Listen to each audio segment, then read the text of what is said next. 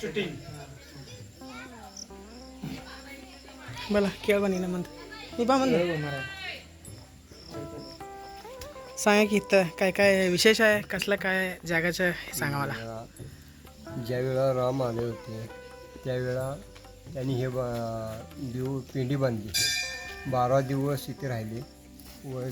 पहिल्या बाजूला हे मारलं पाण्याचं हे तिथं टाकी पाणी काढले आणि 12 दिवसाची 12 लिंग रोज एक स्थापन केले. 12 दिवस 12 दिवसानंतर ते हे केले पूजा 12 दिवस पूजा करतो. ते 12 लिंग कुठं आहेत आता? आहे पाठीमाल्यावर आहे. नाही, कार्तिक आहे. हां कार्तिकला लागून हे 12 लिंग आहेत हां आणि त्यांनी जी स्थापन केलेलं आहे. Okay okay.